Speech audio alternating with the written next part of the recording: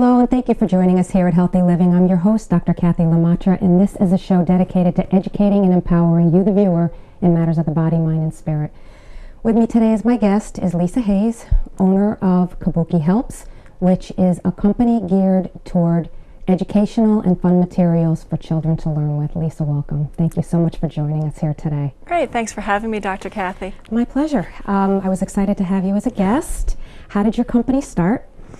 Well, I never had the intention of starting a company. It actually started by accident with a card game. My son, who was 6 at the time, was really struggling with math homework, math facts. You know, children bring sheets home from school where they have to fill out a certain number of math problems and they're timed.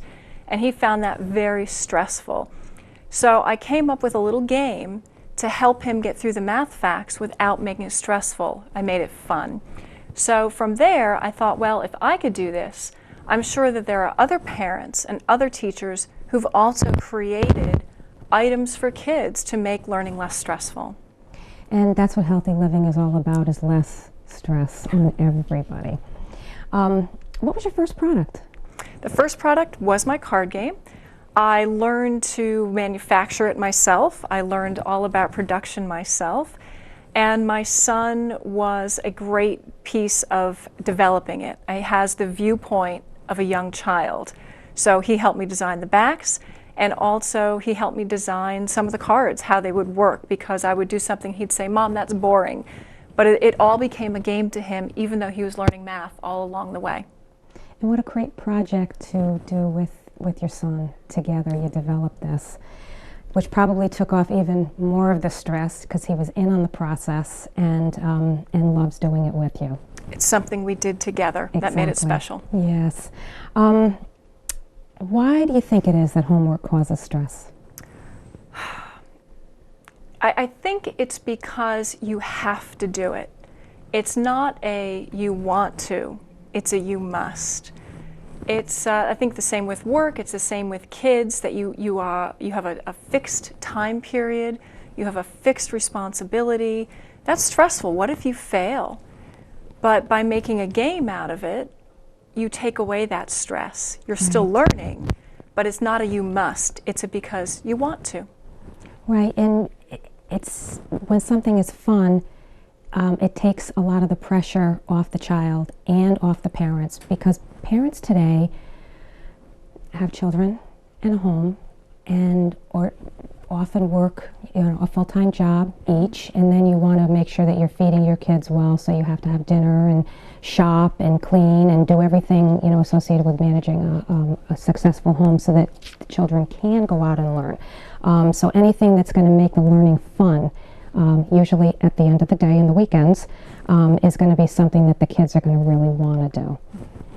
And along the fun line, there were actually studies done with college kids that were taking tests, and when the instructions were humorous, they were graded better on the test than the kids that were taking the tests where the instructions were not humorous. So anything that can infuse fun into the learning process, it allows the brain to even think better and remember things better. So I think what you're doing is extraordinary, not even just for kids to learn, but for the family unit as a whole, to take the pressure off everybody. Why do kids see the cards as fun instead of homework? Well, I think they're cute, which is a nice start for a young child, but I think the real key is the competitiveness. Kids like to compete. They have fun. They want to beat the person they're playing with. I've played the game not just with my son, but with other children at shows and other events I go to. And the moment we've gotten past maybe the second hand and they understand it, they just want to beat me. The thought of math goes right out of their head. They want to win. That's what makes it fun. And they get a chance to win every hand. And if they lose, they want to keep playing. Because the next hand they can win again.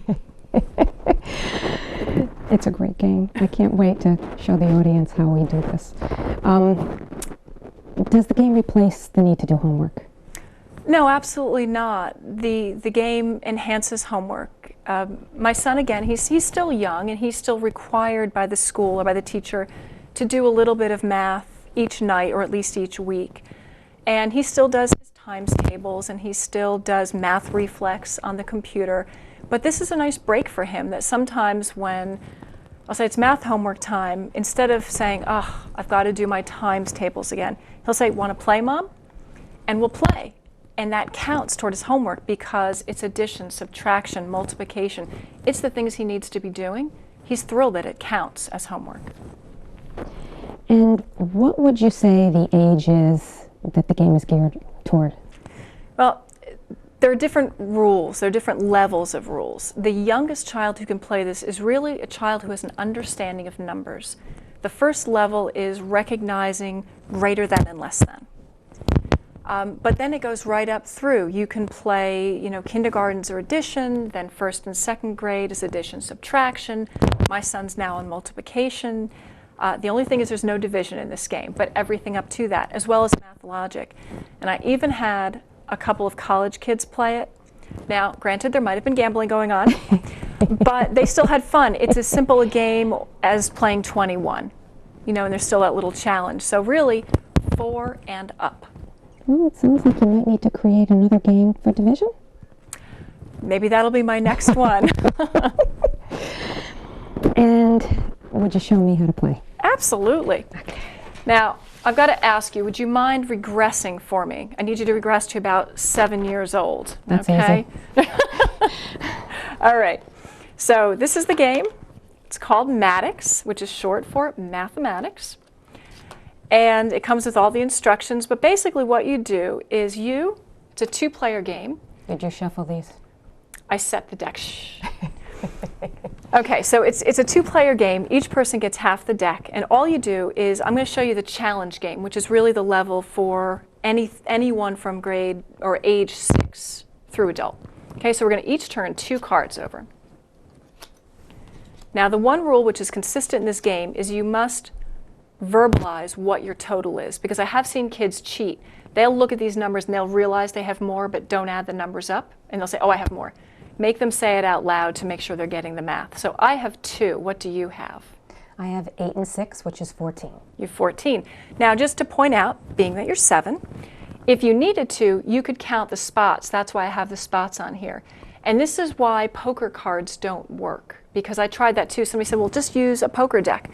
Poker decks have additional symbols under the numbers, and then you'd have to say, well, little Kathy, take the 8 but subtract the 2 because those 2 don't count, and then use the card. That's why poker doesn't work. That's why I had to make my own cards.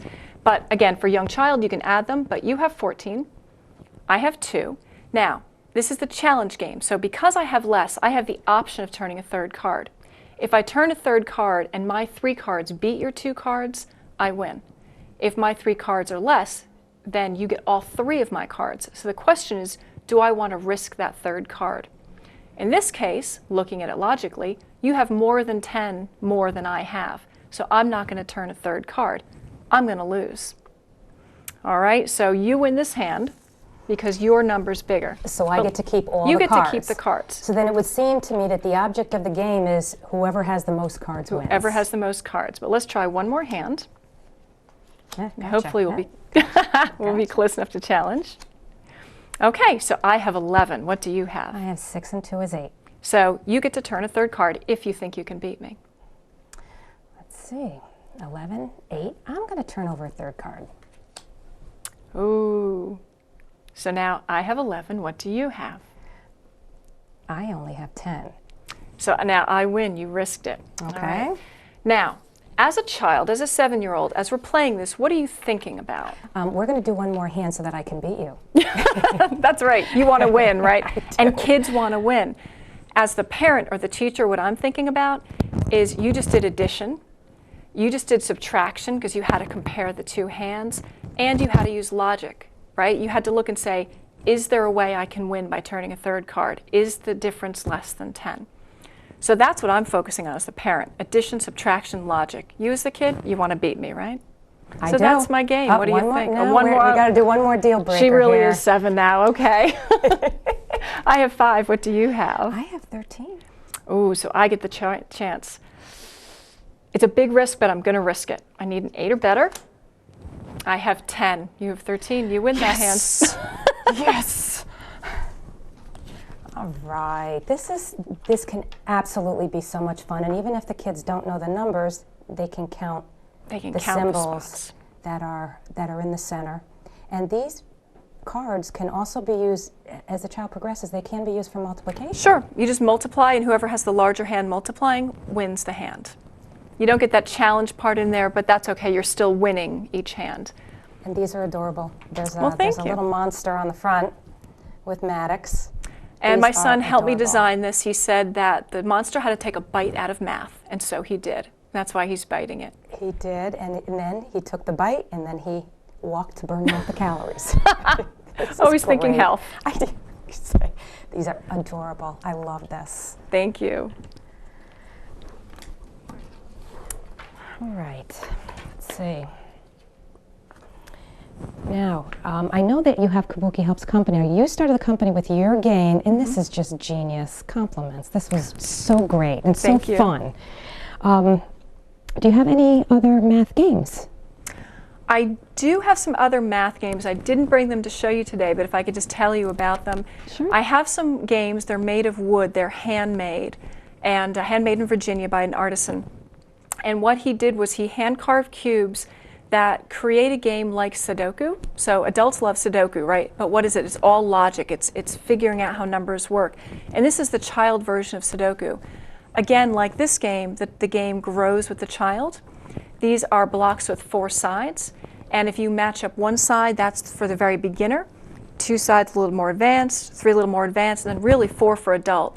And the solution comes with the 4-sided. So it's logic, and you can play it over and over again, figuring out the numbers. And what is that called?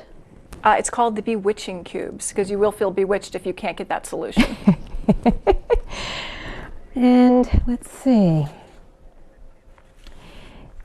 And do you offer other things, other educational items aside from math? I do. My other focus is reading, because really I think, a big basis of education, right? You read and you need to know your math. So I brought a few books if I can show them to you. Please do. Some are fun, but all have an educational component. This is one I think is so cute, and I brought this one to show you because this book has a great story behind, a great success story. This is Denver the dog, or as she's known by about 30 million viewers, she's Denver the guilty dog. She had a video, there was a YouTube video about her, the real dog, not the character. She's very cute. She's got this funny little smile when she feels guilty about something. And the owner made a video which went viral, and 30 million people saw it. So the owner, who's the author of the book, M.V. Vajanic, he created this book to help teach kids different things. This is the first one, and this really teaches listening to your family, staying safe, and not necessarily listening to strangers. And the author is coming out with a whole series, which again are educational.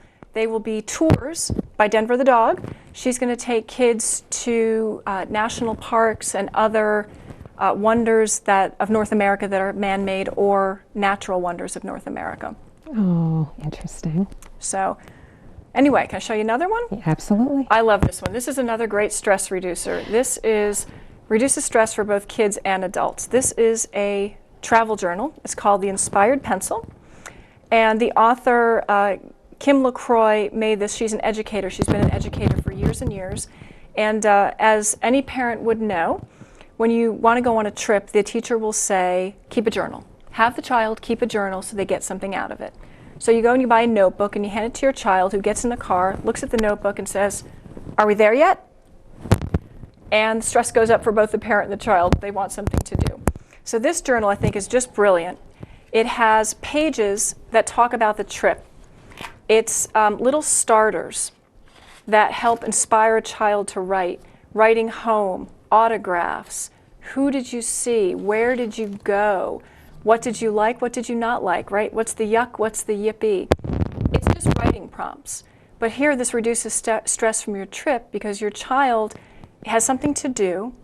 They don't have to think about how to start. There are little prompts to get them going. And they wind up with a memento of the trip. It becomes a journal or memory of the trip. And helpful for the parent because they're not hearing, are we there yet? every 2 minutes. I love the idea. I Like that? love the idea of this. I would love one for an adult also, because, you know, we talked a little bit before the show how we go on a trip and we all have all good intentions. We take our pictures and we remember everything and say, oh gosh, when we get home, you know, I'm going to write all this down. I'm going to develop all the pictures. I'm going to scrapbook. And then, you know, life happens. You get home, you have to do all the laundry. You have to prepare everybody to go back to school. You have to go food shopping to fill the house up with food. And then before you know it, the trip was, you know, a week ago, 2 weeks ago, a month ago, 3 months ago, and it's kind of gone. Opposed to having the vacation journal where everything is done as you go, as you are there, and you'll remember the things that you might just possibly forget later on. So that I love. Yeah, it's a memory and it's an activity. It's two things. So it's really great. And I thought I mentioned that I did come up with the idea to offer whoever writes the most and records the most maybe gets a prize. That'd be great, especially if a few kids in the car. Yes. Okay. So I have another one to show you, another stress reducer. This is called Today the Teacher Changed Our Seats. And especially if you're a teacher, you understand how stressful that can be for a child. The author of this book, her pen name is Frances Gilbert. She is a school teacher. She's been a school teacher for many years. And she says it's really stressful when a child comes in, they have a certain routine. And then for a young child, you change the routine. That's stressful. So she wrote this book about it. And this book, which is just beautiful, look at some of these paintings. This is Ben Quesnell who painted these oil paints. They're just beautiful. They're bright, they're colorful. You can share this with any child. And what the book is about is empowering the child. And these children help the teacher come up with a solution to the problem to make everyone comfortable again. So again, it's really about empowering a child to make a decision, because even little decisions, I think, can make a big impact on your everyday life, you know. And there's one more thing that I did get out of that also. If you look at her, she's focusing on the problem, which is she doesn't have her seat. This book tends to teach, let's focus on the solution. This focuses on solutions. And to fix it. Oh, another great one. Well, thank you. And I have one more for you. This is Varun's Quest. This is definitely a much higher level reading, as you can see, than something like Today the Teacher Changed Our Seats. This book is written by a Yale professor, Timothy Goldsmith. He was a professor for 30 years teaching biology and some other subjects at Yale. And he decided to write this for his grandson.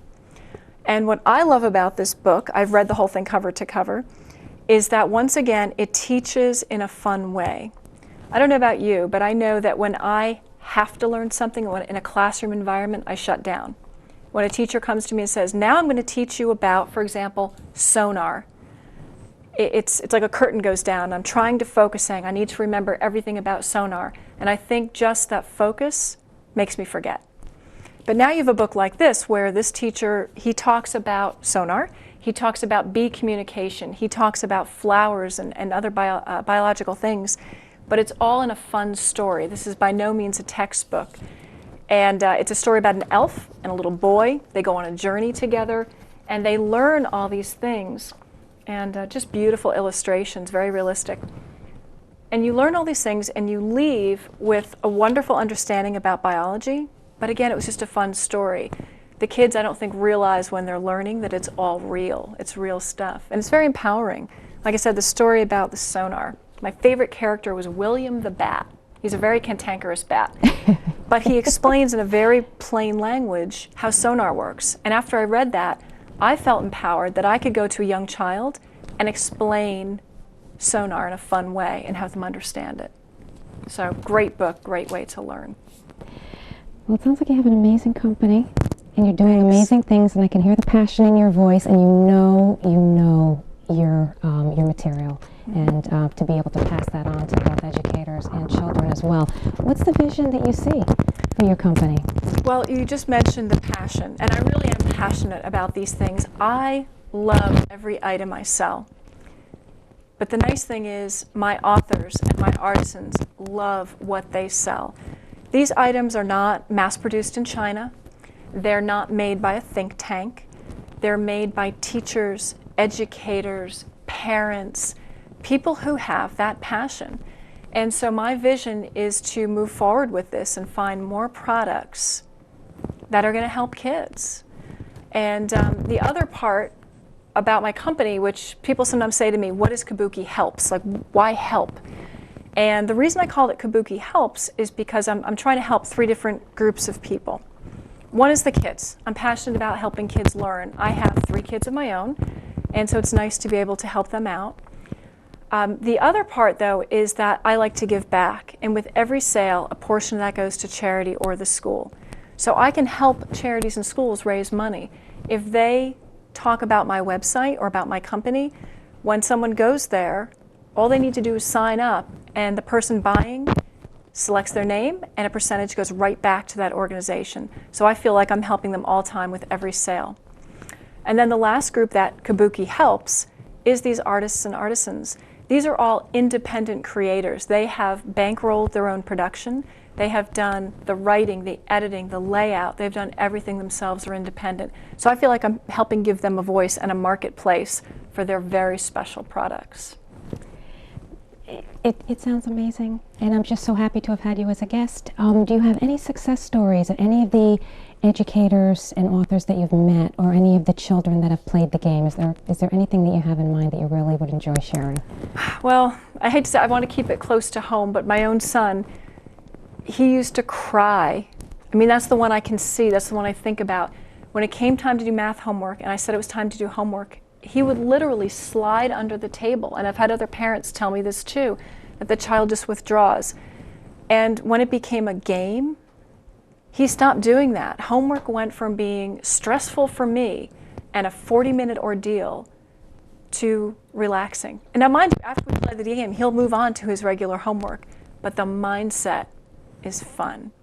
And it got him warmed up. And it got him warmed up, yeah.